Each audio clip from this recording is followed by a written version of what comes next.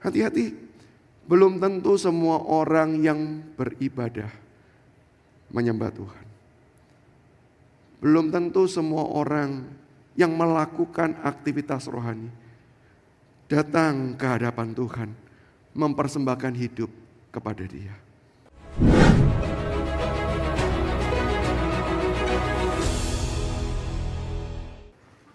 Hari ini kita memasuki sebuah peringatan yang sebenarnya jauh lebih besar daripada semua peringatan apapun. Peringatan rangkaian bagaimana Kristus Allah yang datang ke dalam dunia yang kita peringati dengan hari Natal. Yang selama ini penuh dengan hingar-bingar, sorak-sorai. Tapi bukankah kita tahu Dia datang menyatakan kasih Allah, dan bukti paling jelas adalah di atas salib. Dan dalam momen-momen seperti inilah saya sungguh rindu kita kembali datang, kita membuka hidup kita di hadapan Tuhan. Bapak Ibu, tanpa kita datang membuka diri kita, ibadah ini sia-sia. Tetapi ketika kita datang di hadapan Kristus, kita membuka hidup kita dan membiarkan Dia bekerja, berbicara apapun bagi kita. Saya percaya ibadah semacam ini menjadi ibadah yang membangkitkan kehidupan kita. Dan untuk itu saya mengundang setiap kita membuka bagian Alkitab yang terambil dari Injil Matius pasal yang ke-21 ayat 33 hingga ayat 46. Saya mengundang kita untuk bisa membaca silih berganti ayat 33 sampai 46. Saya memang menggunakan LAITB yang kedua, tetapi jikalau Bapak Ibu menggunakan LAITB yang pertama, tidak terlalu banyak perbedaan. Kalau ada di antara rekan-rekan yang terbiasa menggunakan bahasa Inggris, please feel free to read in your version, apapun versi yang kita gunakan. Ayat 33 saya akan bacakan, ayat 34 Bapak Ibu dan rekan-rekan sekalian membacakan, kita silih berganti sampai ayat yang ke-46. Matius pasal 21. Dengarkanlah suatu perumpamaan yang lain. Adalah seorang tuan tanah membuka kebun anggur dan membuat pagar sekelilingnya. Ia menggali lubang tempat memeras anggur dan mendirikan menara jaga di dalam kebun itu. Kemudian ia menyewakan kebun itu kepada penggarap-penggarap, lalu berangkat ke negeri lain.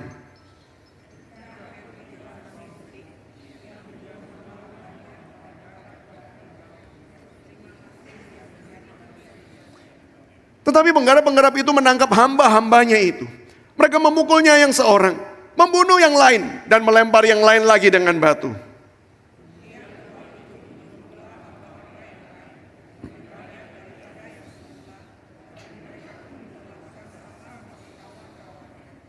Akhirnya ia menyuruh anaknya kepada mereka.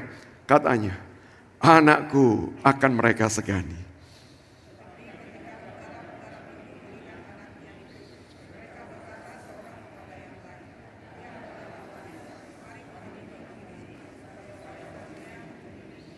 Mereka menangkapnya dan melemparkannya keluar kebun anggur itu, lalu membunuhnya.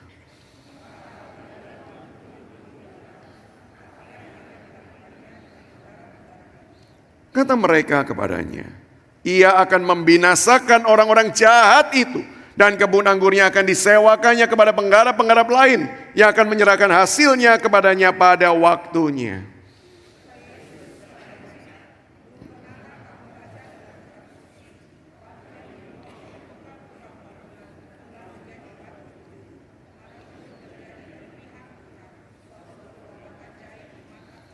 Sebab itu aku berkata kepadamu, bahwa kerajaan Allah akan diambil dari kamu dan akan diberikan kepada suatu bangsa yang akan menghasilkan buah kerajaan itu.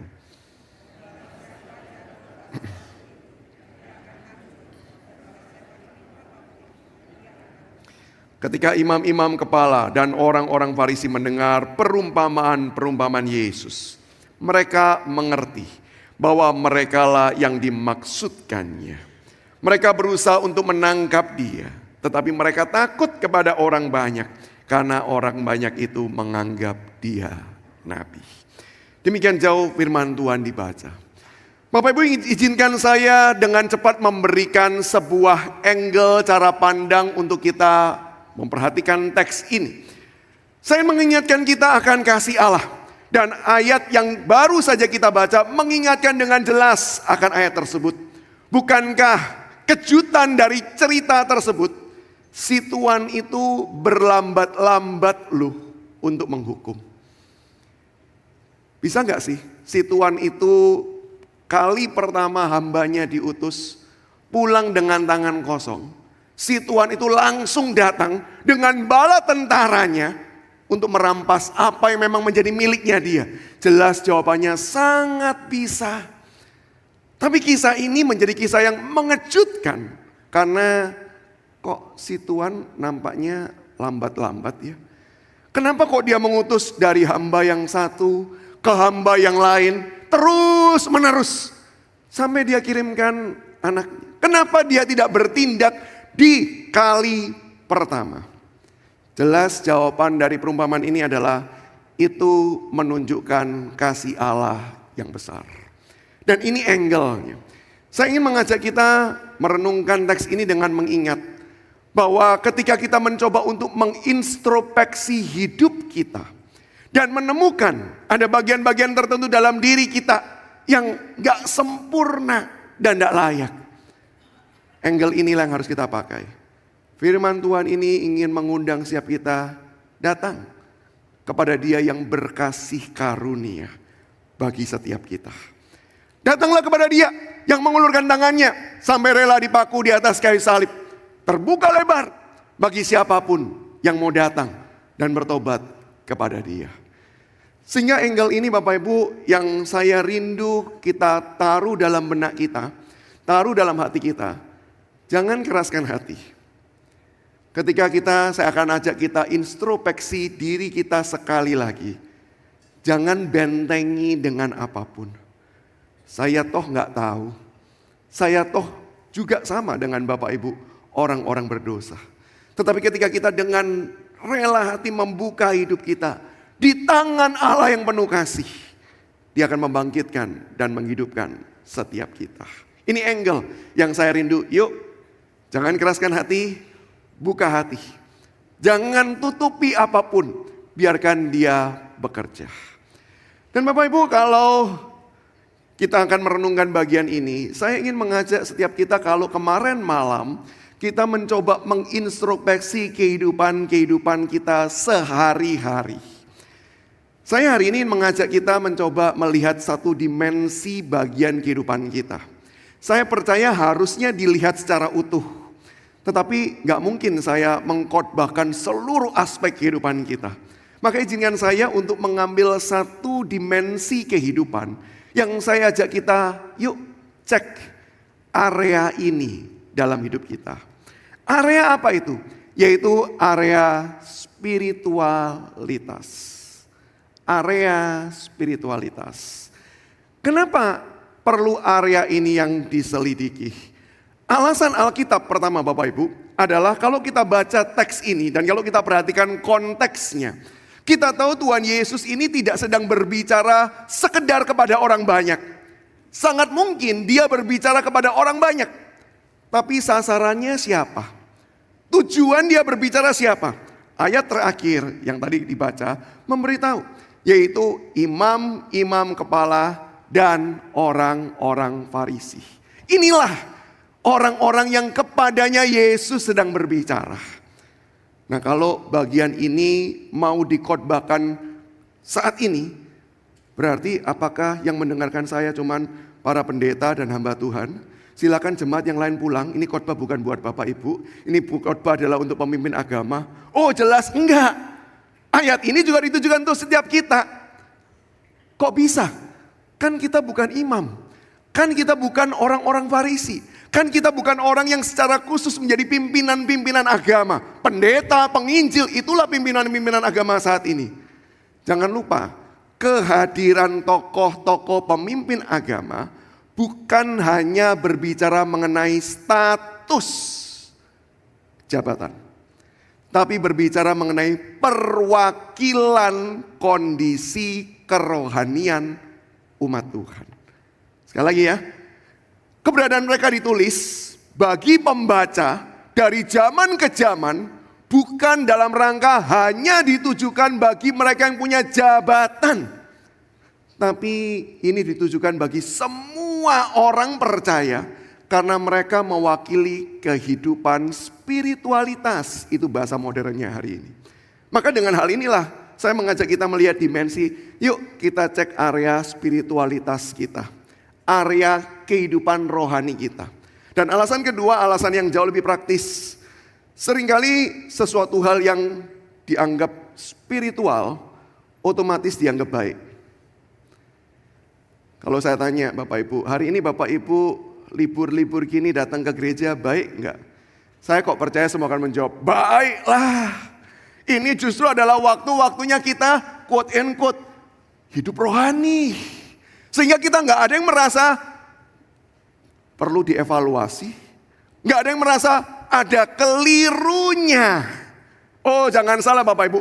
Yesus bahkan sejak dari awal khotbah di bukit sudah memberitahu. Di akhir zaman nanti, dan itu adalah masa-masa kita sekarang. Ada banyak orang yang akan berseru, Tuhan aku sudah bernubuat demi namamu. Aku sudah mengusir setan atas namamu. Aku sudah mengadakan tanda-tanda mujizat. Wow, 3 pelayanan yang Bapak Ibu ini spektakuler. Bernubuat berarti memberikan firman Tuhan sangat spesifik kepada setiap pribadi demi pribadi. Saya nggak tahu Bapak Ibu, setiap pribadi demi pribadi. Membuat mujizat, oh Bapak Ibu jujur, seumur hidup saya tidak pernah membuat mujizat apapun. Kecuali satu, mengubah air jadi anggur. Kok bisa? Gampang Bapak Ibu. Ambil air, ambil nutrisari anggur, dibuka, dituang, dikocok, jadi deh anggur. Saya nggak bisa membuat mujizat. Saya nggak tahu hamba Tuhan di sini bisa membuat mujizat enggak. Apalagi mengusir setan. Banyak orang Kristen justru takut sama setan. Betul nggak? Saya waktu masuk di seminari Alkitab Asia Tenggara, masih kampus yang lama, tinggal di salah satu sudut bagian asrama bagian belakang, kakak tingkat langsung memberitahu, hati-hati. Setan bisa muncul malam-malam. Jadi kalau ke toilet, hati-hati. Kadang-kadang diganggu setan. Maka kami yang para junior-juniornya tanya, kalau setannya muncul apa yang perlu dilakukan? Maka kakak tingkat berkata, tenang, jangan takut. Nyanyi. Kami semua percaya, oh ya ada kuasa di balik pujian. Lagu apa? Dia berkata, ada satu lagu yang harus dinaikkan. Dan setan akan tunduk dengan gemetar. Apa itu? Dalam nama Yesus, dalam nama Yesus ada. Nggak menang sih kalau gini sih ya nyanyinya. Tapi ada teman saya yang kemudian berkata begini, kalau sudah nyanyi, setannya nggak mau pergi, apa yang perlu dilakukan? Wah ini pertanyaan menantang kan ya. Maka kakak tingkat menjawab dengan pede, gampang, ganti lagu. Ternyata ada lagu yang lebih hebat. Lagu apa? Lagunya ada lagu ini. Dalam Yesus kita bersaudara. Jadi seolah-olah ngomong sama setannya, jangan ganggu ya, woman syungti gitu ya, kita bersaudara. Gitu. Berapa banyak orang Kristen takut setan, tapi di akhir zaman dikatakan orang-orang ini mengusir setan dan berhasil loh. Maka mereka bisa pede ngomong sama Tuhan. Tapi Tuhan berkata apa? Enyahlah engkau pembuat kejahatan. Melayani, hebat, tapi bermasalah. Bukankah itu mengindikasikan bahwa belum tentu semua pekerjaan-pekerjaan rohani yang dikerjakan itu berkenan di hadapan Tuhan. Maka yuk kita periksa kehidupan spiritualitas kita hari ini. Dan Bapak Ibu, untuk kita memeriksa hal tersebut, mau tidak mau kita perlu melihat konteks besarnya. Apalagi kita tahu ini adalah bagian ending dari percakapan dengan para pemimpin-pemimpin agama tersebut. Maka kita perlu melihat di dalam konteks yang lebih luas. Apa sih bagian firman Tuhan yang diajarkan bagi setiap kita? Bapak Ibu, yang pertama-tama kita perlu memeriksa hal ini. Jangan-jangan dalam kehidupan rohani yang kita bangun, kita sebenarnya sedang membangun kehidupan rohani yang spiritualitas yang tertutup atau spiritualitas yang mati. Secara cepat Bapak Ibu, kalau kita memperhatikan teks Alkitab, maka kita akan mengetahui ketika Yesus masuk ke bait Allah, apa yang dilakukan? Dia mengusir para penjual-penjual. Dia mengusir para pedagang-pedagang tersebut. Sekali lagi, ini bukan problem tidak sekedar boleh berjualan di dalam gedung gereja. Jangan ditarik se-ekstrim itu. Tapi bagian firman Tuhan ini mau memberitahu, kenapa sih para penjual-penjual itu perlu diusir? Bapak, itu bukan masalah karena ada bisnis. Bukan. Bisnis itu adalah hal baik. Belum tentu bisnis adalah hal jahat. Bisnis bisa jadi jahat. Bisnis bisa memuliakan nama Tuhan. Bukan masalah bisnisnya. Sebagian orang menarik, jangan-jangan itu adalah tempat para koruptor itu berada. Para pemimpin-pemimpin agama sengaja menarik pajak berlebihan, sengaja kemudian membuat situasi orang harus beli dengan harga mahal karena mereka perlu menyembelih korban untuk bisa menjadi penghapus dosa. Masuk akal, tapi harus saya katakan itu ekstra biblikal. Yang artinya apa? Teks Alkitab tidak memberitahu kita sejauh itu. Jadi kalau kita berusaha strict kepada apa kata Alkitab, maka kenapa sih Yesus perlu mengusir? Kalau kita perhatikan teks itu, kita baca berdasarkan sinoptik, Injil-Injil yang lain, kita tahu ada satu alasan. Tempat mereka jualan itu disebut pelataran bait Allah.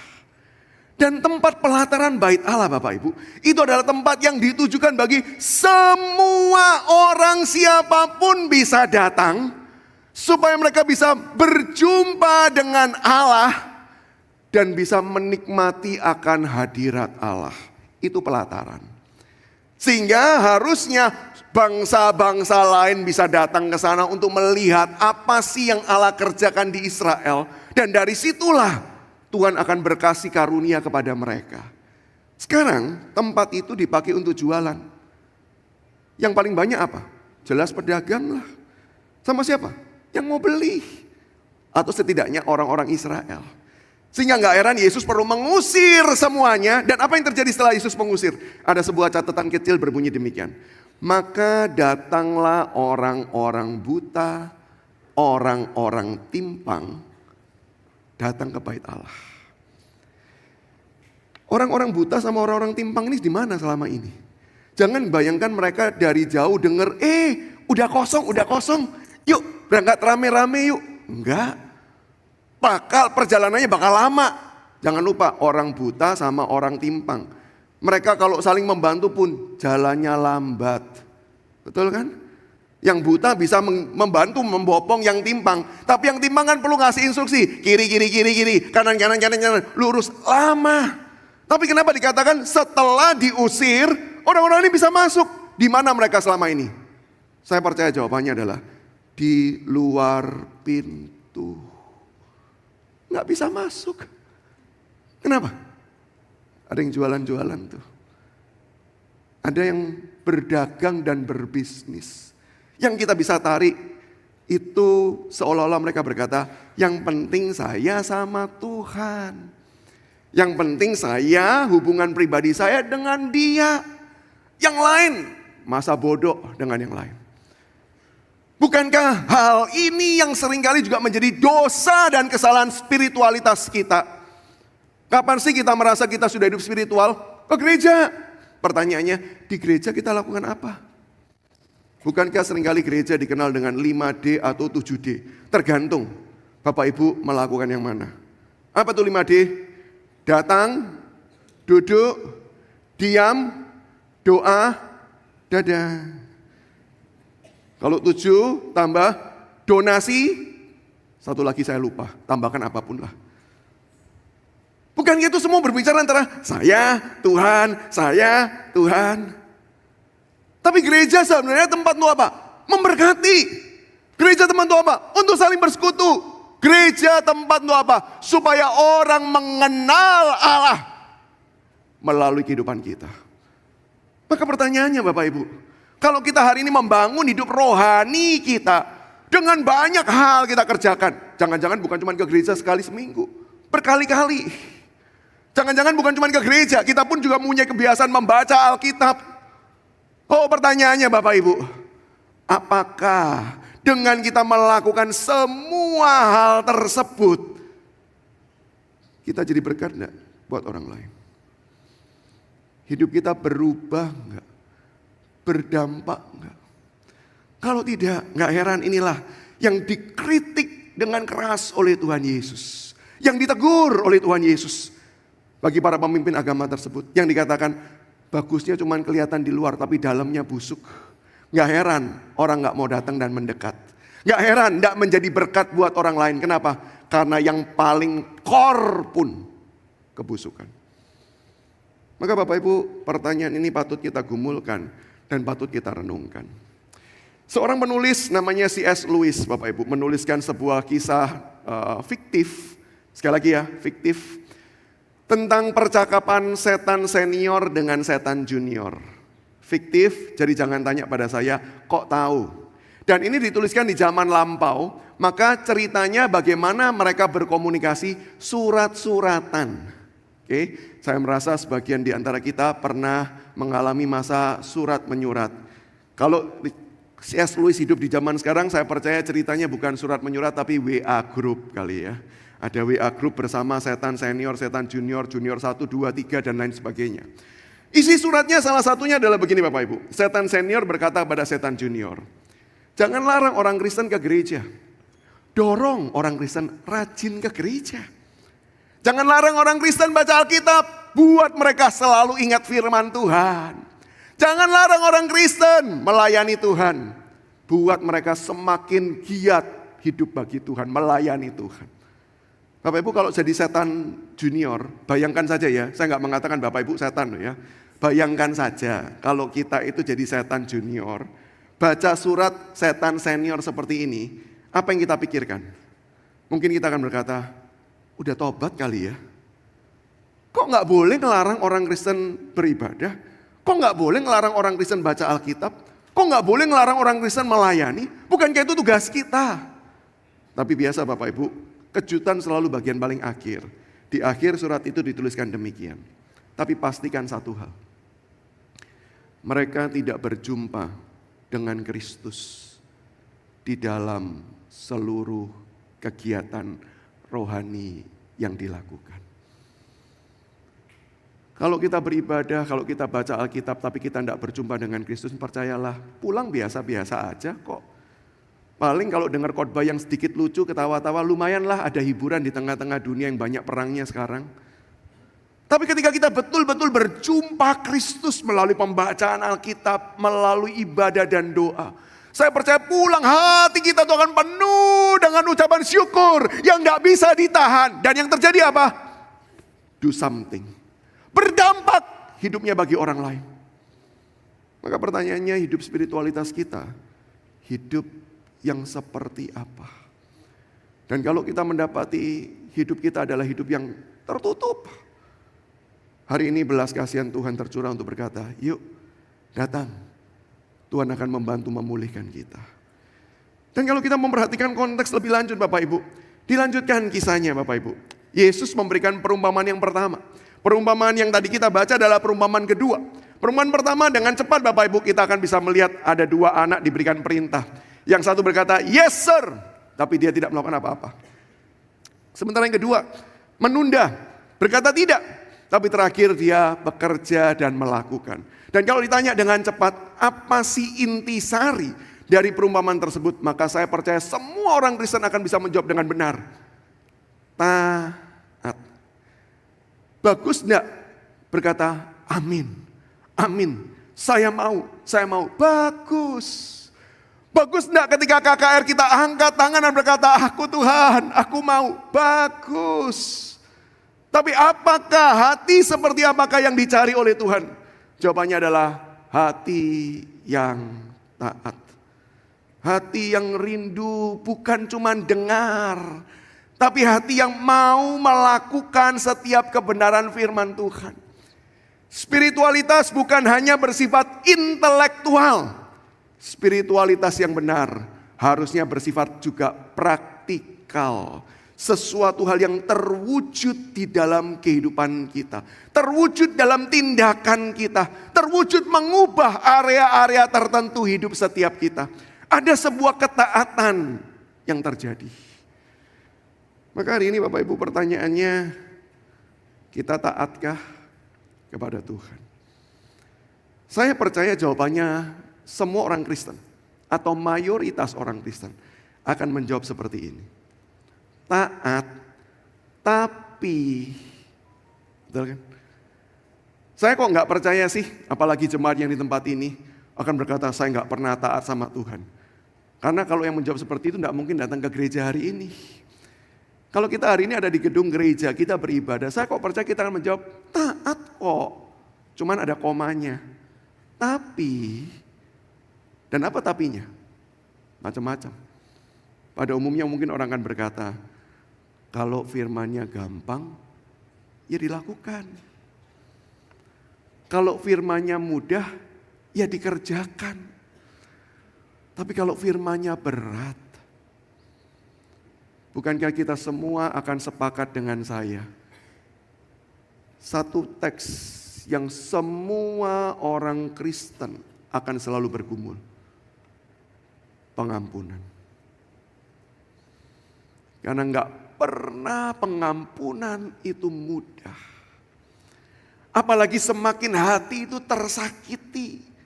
Semakin hati itu terluka karena orang yang melukai ada di dekat kita dan kita tidak bisa menghindarinya. Maka akan berat begitu firman Tuhan berkata, ampuni, kasih orang yang menyakiti engkau. Kita akan berkata, oh Tuhan ngomong gampang, berbicara mudah. Tapi hatiku terluka, gak gampang aku mengerjakan. Dan kalau hari ini kita berkata seperti itu, lihatlah salib. Bukankah Tuhan menjawab, aku tahu. Karena aku juga merasakannya. Aku juga ditolak. Aku juga disiksa dan dianiaya. Padahal aku selalu memberikan kasih. Belum tentu loh engkau selalu melakukan yang benar. Bisa jadi ada bagian kesalahan-kesalahanmu. Tapi apa salahku? Apa dosaku? Bukankah aku melakukan yang terbaik bagi semua orang? Ciptaan-ciptaanku. Tapi kok aku tetap disalibkan. Dan dengarlah dengan jelas apa yang dikatakan di salib perkataan yang pertama. Bapa, ampunilah mereka.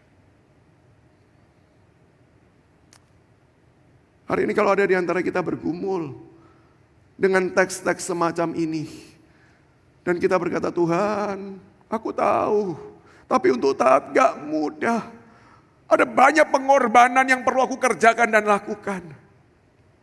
Datanglah ke hadapan salib. Karena di salib itu dia yang mengampuni. Dia yang bangkit. Dan dia yang bangkit, dia yang berkata, aku menyertai engkau dengan kuasa kebangkitan tersebut. Memang tidak mudah bagi engkau mengampuni.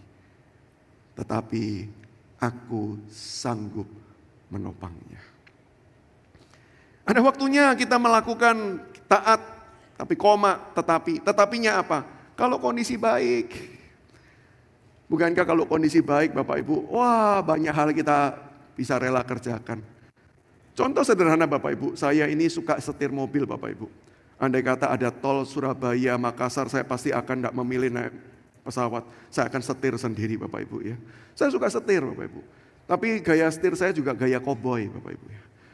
Kalau ada orang mau nyebrang dari jauh, wah saya suka bil tendin gitu ya. Bukan cuma memberitahu ada saya, tapi maksudnya nanti dulu bos mau lewat dulu gitu ya. Kamu belakangan begitu. Ketika disalib orang, wah darah pembalap saya naik Bapak Ibu. Saya merasa siapa berani menyalip saya, oh pengen saya salib kembali. Setiap kali, enggak sih. Ada waktu-waktunya Bapak Ibu. Ada orang mau motong, padahal cara motongnya salah gitu ya. Saya diem, saya kasih jalan, silakan. Ada orang mau nyebrang, saya lebih perlambat jalan saya kasih kode silakan lewat terlebih dahulu. Dan biasa dalam momen-momen seperti itu, kalau saya berangkat bersama dengan istri saya, dia akan lihat saya dan berkata, tadi pagi sudah saat teduh ya. Kok baik? Kan ada masa-masanya begitu kan ya. Kita jadi orang yang wow, so perfect, sempurna. Ketika apa? Semuanya lancar, berkat Tuhan mengalir, situasi baik. Tapi gimana kondisinya kalau situasi tidak baik? Kita tetap taat enggak? Kita tetap mau tunduk enggak pada kebenaran Tuhan?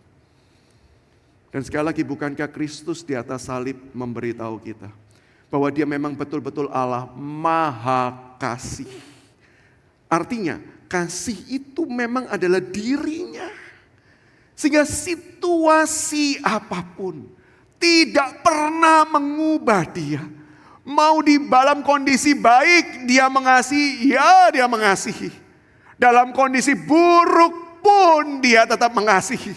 Maka bukankah di atas kayu salib, perkataan yang kedua, di hadapan orang yang memang berbuat dosa, yang matinya memaki-maki dia, yang memang gak layak diselamatkan. Dan orang itu kemudian berkata di penghujung hidupnya, Guru, ingat aku kalau nanti engkau datang sebagai raja. Orang yang memang layak dibuang. Karena dia sini mengakui, sudah jangan maki-maki. Kepada sahabatnya yang juga disalibkan. Kita layak di sini. Dia enggak layak. Tapi bukankah Yesus kepada orang yang berdosa. Bahkan di detik-detik terakhir dia belum berbuat apapun nih. Yesus berkata, enggak usah nanti. Hari ini juga engkau bersama aku di Firdaus. Bukankah dia Allah yang Maha Kasih? Dia dalam situasi baik, di dalam situasi buruk, dia tetap tunduk pada kehendak Bapa. Dan hari ini kita pun juga berkata, Tuhan tolong aku. Aku gagal, seringkali dalam kondisi baik saja aku taat. Tapi bukan dalam setiap waktu aku taat. Datanglah ke hadapan salib Kristus, Ia akan sanggup menopang kita. Dan menolong kita untuk terus-menerus diingatkan dan taat pada kehendak Tuhan. Dan saya berdoa Bapak Ibu, supaya Tuhan bekerja di dalam hati setiap kita. Menggelisahkan kita kalau kita ini belum taat kepada Tuhan. Jarang ya ada pendeta berdoanya bukan memberikan ketenangan. Saya mau berdoa nanti, doa tutup saya adalah berikan kegelisahan selalu dalam hidup jemaatmu. Kalau belum taat kepada kehendak Tuhan. Karena kegelisahan itu adalah kegelisahan yang rohani dan kegelisahan yang diperlukan. Izinkan saya memberikan contoh kegelisahannya melalui sebuah ilustrasi Bapak Ibu. Ini cerita karangan orang, saya cuma pernah mendengar. Ada satu asrama isinya seluruhnya adalah pianis, handal. Ada satu di antaranya pianis yang handal tapi aneh dan nyeleneh. Kenapa aneh? Di waktu semua pianis berlatih, dia gak pernah berlatih. Dia latihan pada waktu tengah malam ketika semua orang sudah mau tidur. Tapi it's okay, karena pianis handal mainannya pun enak.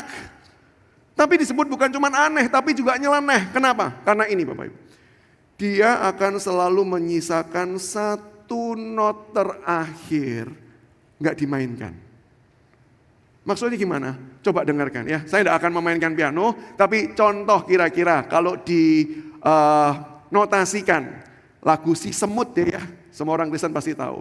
So mi mi fa re re do re mi fa so so so so mi fa re re do mi so so do re re re re re mi fa mi fa so so mi fa re re do mi so so. Sudah merasa? Di dalam benak kita, do mi so so. Kok kurang push the button gitu kan. Dia bilang enggak, dia tutup pianonya, dia naik ke kamar tidur. Semua pianis lain enggak bisa tidur. Bolak kiri, bolak kanan.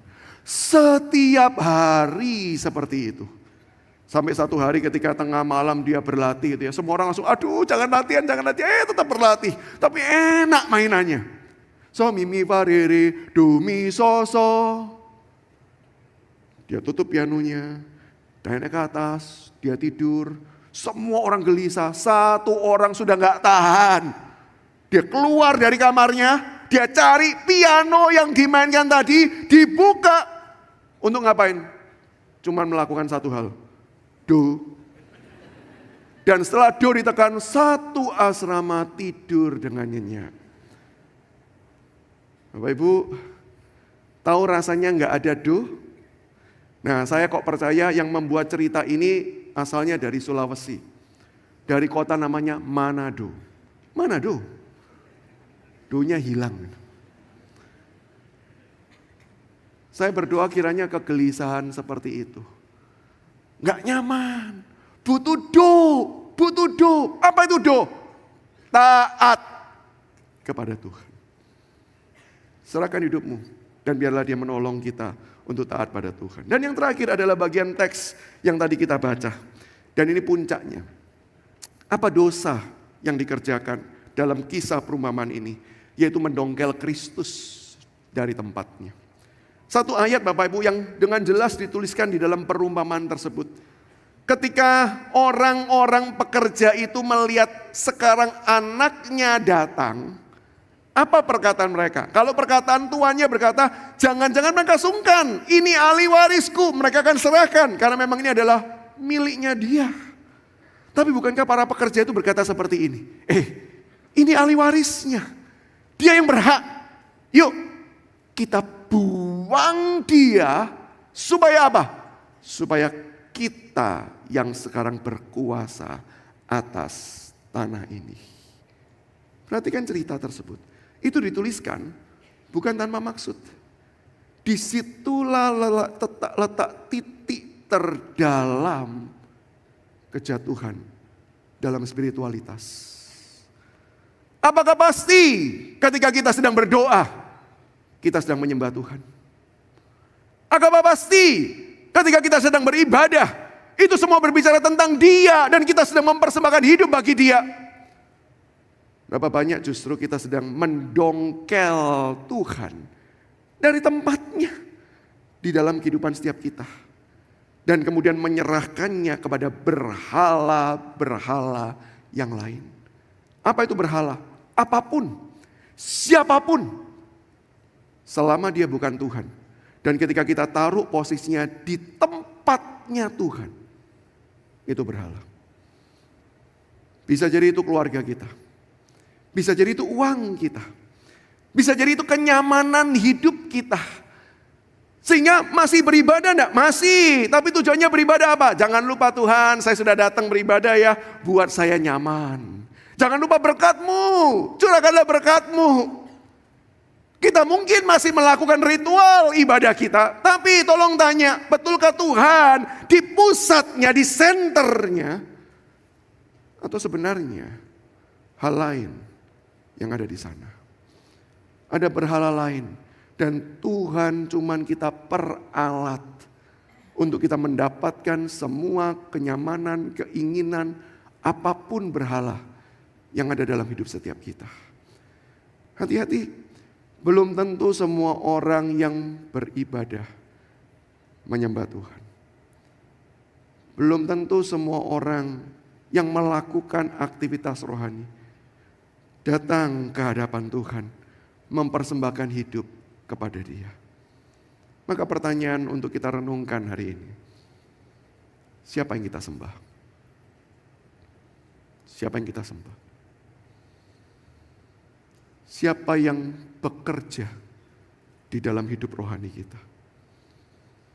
Siapa yang berotoritas memerintah kita? Tuhankah? Atau yang lain? Kalau orang bertanya, tahu dari mana Pak? Apa yang menjadi bukti dan tanda kalau saya betul-betul tetap menjadikan Tuhan itu sebagai Tuhan, center dalam kehidupan saya? Apa ciri dan tandanya? Satu hal Bapak Ibu, kita selalu rindu ingin jadi serupa Kristus.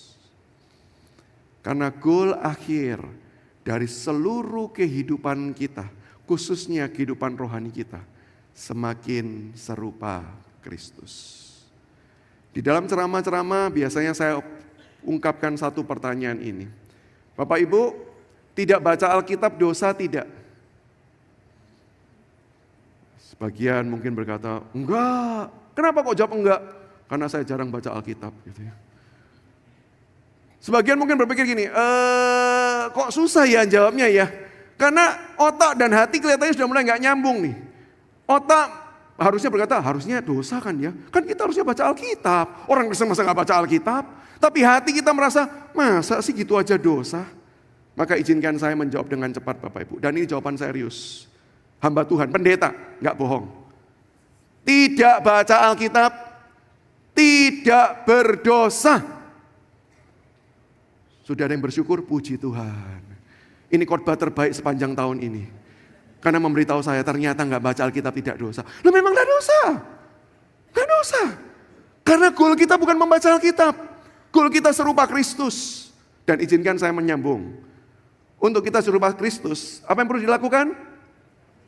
Nah, sudah pandai ya. Loh berarti sama aja dong. Beda. Orang yang cuma membaca Alkitab tetap bisa berdosa. Bahkan sambil membaca Alkitab bisa berdosa. Tetapi ketika orang rindu jadi serupa Kristus, disitulah seluruh hati dan pikiran kita dituangkan di sana. Dan goal kita satu, Tuhan, aku rindu semakin hari, semakin serupa dengan Engkau. Maka pertanyaannya untuk kita hari ini Bapak Ibu, itukah goal kita? Itukah tujuan hidup kita? Untuk itukah kita melakukan ibadah hari ini? Untuk itukah kita melayani Tuhan? Untuk itukah kita baca Alkitab? Untuk itukah kita merenungkan dan kita akan masuk dalam meja perjamuan supaya kita semakin lama semakin serupa Kristus? Itukah goal akhir hidup kita? Satu hari Bapak Ibu, ada seorang rekan saya diundang pelayanan di sebuah kota kecil. Dia dijemput sama seorang aktivis yang mantan narapidana, berkali-kali keluar masuk penjara sampai akhirnya dia bertobat, dia percaya Tuhan. Dijemput, ngobrol, kenalan gitu ya, dan mereka sudah kenalan lama. Lalu dikatakan, Pak Pendeta, sebelum pelayanan, pelayanannya masih nanti malam, kita makan dulu yuk. Oke, makan apa? Di sini di kota ini terkenal dengan soto. Silakan cari sendiri ya kota apa ya. Kota ini terkenal dengan soto. Cuman sotonya bukan di restoran, tapi di pasar. Gak apa-apa kan Pak Pendeta makan di pasar? Dia jawab gak apa-apa, dimanapun asal makan dan bukan sianida. Ya, saya gak masalah. Maka pergilah mereka ke pasar dan betul Bapak Ibu, sotonya terkenal, makan pun harus ngantri. Nah selama mereka ngantri Bapak Ibu, ada tukang pijet keliling Bapak Ibu. Yang berkata, mau dipijet, saya pijet ya nanti bayar serelanya. Nah dia nawarkan jasanya kepada orang yang ngantri. Sampai giliran kepada rekan saya pendeta ini depannya baru yang pekerja gereja mantan napi tersebut. Si orang ini tanya, Pak mau saya pijet, bayar serelanya. Teman saya menjawab, belum pelayanan, belum capek Pak, jadi gak butuh pijat. Enggak sih, dia cuma jawab pendek aja, enggak Pak terima kasih. Lalu geserlah kepada temannya, mantan narapidana, badannya gede lebih besar dari saya, kekar Bapak Ibu. Tanya, waduh badan masnya besar ya, kekar ya, tapi saya kuat kok, saya pijet ya, nanti bayar serelanya ya. Orang ini cuma lihat bapak tua kecil itu dari ujung rambut sampai ujung kaki. Terus dia tanya gini, Pak, mohon maaf, sudah makan? Ya belum Pak, makanya saya pijet supaya nanti saya bisa dapat uang, saya bisa beli makanan. Terus orang bilang gini, yaudah makan dulu deh, saya traktir. Maka akhirnya rencana makan berdua, makan bertiga Bapak Ibu. Dan si tukang pijet itu makan dengan cepat, membuktikan bahwa memang dia sudah lapar sekali. Dia makan cepat, sudah habis Bapak Ibu. Langsung dia bilang, wah Mas sudah habis, terima kasih. Sekarang saya pijet ya, tapi nanti tetap dibayar ya, cuman boleh dipotong sedikit aja, ganti uang sotonya. Tapi tetap saya pijet ya, supaya dapat uang. Si aktivis ini cuman lihat lagi Bapak itu dan berkata, Pak, keluarga udah makan. Belum, makanya saya pijet, nanti kasih uang supaya saya bisa beli makanan. Terus dia bilang gini, Pak gak usah, saya bayari makanannya. Saya bungkuskan ya, Bapak tunggu dulu, duduk di sini. Lalu dipesankanlah soto. Maka tersisa di meja itu tukang pijit dan rekan saya pendeta. Lalu tukang pijitnya berkata kepada rekan saya pendeta ini, dia berkata gini, Mas, temennya ya? Iya. Baik ya orangnya ya? Iya. Walaupun kekar badannya, wajahnya sangar, tapi baik ya. Dan ini kalimat selanjutnya. Seperti Yesus ya. Maka pendeta dengar kata Yesus disebut, ini signalnya langsung on Bapak Ibu. Langsung, Bapak kenal Yesus. Kristen Pak ya. Oh bukan, saya bukan Kristen. Kok tahu tentang Yesus? Ya pernah dengar ceritanya tentang Yesus. Cerita apa Pak? Lupa. Tapi yang paling saya nggak pernah lupa cuma satu. Yesus suka ngasih makan orang. Mirip temennya Masnya tuh. Suka ngasih makan orang. Ya kira-kira kalau kita jadi orang Kristen kita tahu lah ya kisah apa itu. Yesus memberi makan 5.000 orang dengan 5 roti 2 ikan.